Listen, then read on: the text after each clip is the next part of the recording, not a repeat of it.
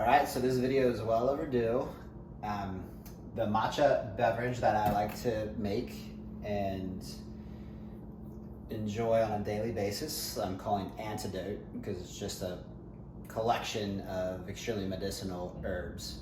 And there is definitely a learning curve, so I'm just making this video to help you, show you how to make it. So you essentially just start off just like you would a matcha drink. With Antidote, you do 2 teaspoons into your matcha bowl or some sort of mug that works the same. I like to use monk's fruit, about 2 teaspoons as well, and I have just about that left, so I'm just going to pour that in there. You could also use honey, do some sort of local honey for a sweetener. I've got some toys here, so if you don't have the toys, that's okay, but I've got the milk frother. You could also use one of the handheld frothers, those work great, but frothing the latte is definitely the way to go, I think. So you just put it on, get that frothing going. I have a hot water heater, thanks to one of my good friends, Beth, got me one of these babies.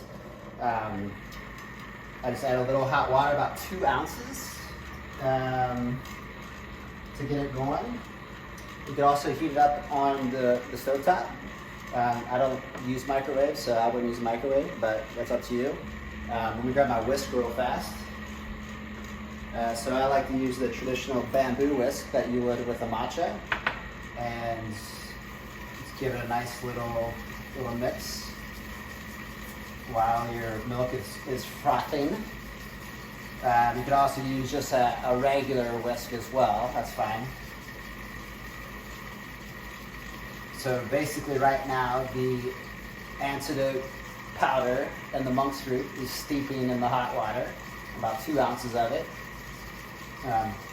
Whisking it up, mixing it up, and then I usually do this by the sink so I can rinse off the whisk, but you could also rinse it off right here, just like this, with some hot water. And then as soon as your milk is done frothing, you just top it on, give yourself that nice latte type froth on top. I like to use the oats milk. The barista blend is awesome, but find one that you prefer. If you like almond milk, that's great. Coconut milk, some froth better than others, so you just gotta find the one that you prefer.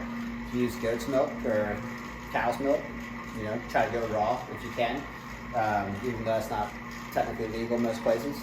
And that's about it. So we'll just let this finish frothing and I'll show you the final product here. If you want to top off with a little cinnamon and make it look pretty, you're welcome to do that. I like to do it, you know, make it a little enjoyable process here.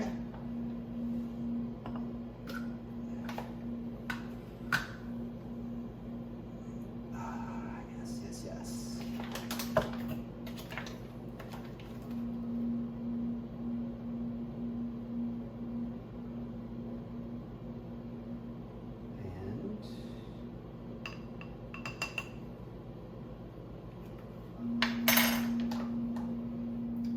You've got yourself a nice